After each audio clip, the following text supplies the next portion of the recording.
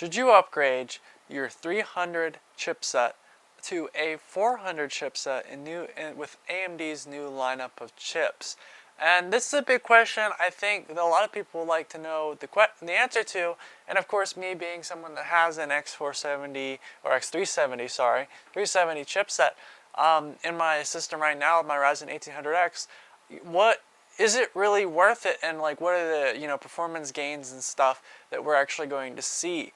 And I want to make a big point in that yes, we can look at this, and yes, we may see some overclocking, things like that, but what I'm going to try doing is I'm going to compare the price of a high-end motherboard with something similar performance we may get on maybe when I got this motherboard it was around $250 or so. And that may be equivalent to maybe the 150 in the overclocking capabilities. But keep in mind, you still have to actually pay that extra 150 bucks to go upgrade, let alone you're stuck with this old motherboard. So, if you're into looks, that also may be something you might want to keep in mind, I guess, is that when you go out and, try to buy something that has the same performance, yes, you may get something that has equivalent or better performance, but it may not look the same, especially if you put a lot of money into your motherboard. So what do we really get from this new motherboard?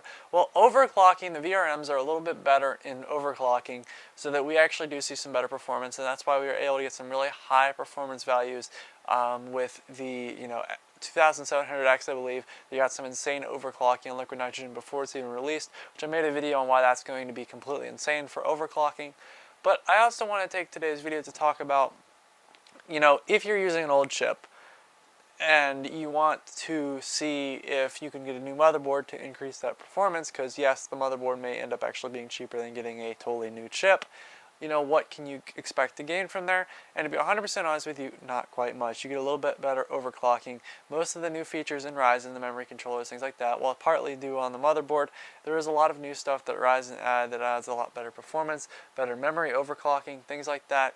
Yes, the motherboard does have somewhat of a role in those, but a lot of it also really does need to be in part with the chip. And now I made a video explaining like if you should upgrade your CPU as well.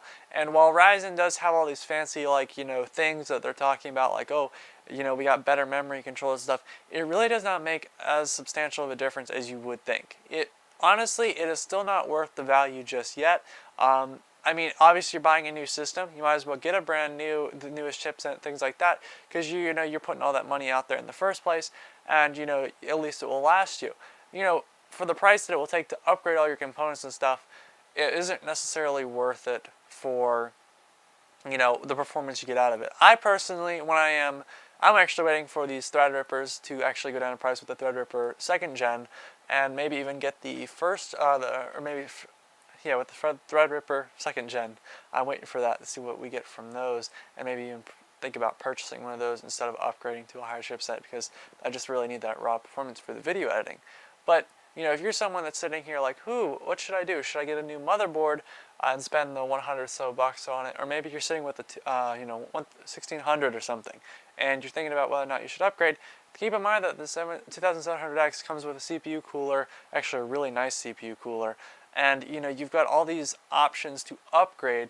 You could always just spend the same money you'd spend on getting a new motherboard and get a better CPU and upgrade that. I mean, more cores is what's really going to make the difference. You could even upgrade from a lower end or a 1st gen Ryzen up, switch up, maybe get like an 1800X if you have a 2000 or a 1600 or something. You could upgrade and actually see better performance than you would by buying a new motherboard or something along those lines. So if you're sitting here and you want to know, should I upgrade my motherboard? The answer probably is no on probably most situations, unless you broke it. What you're really going to see performance in is increasing your CPU, and for the same price that you could probably do that.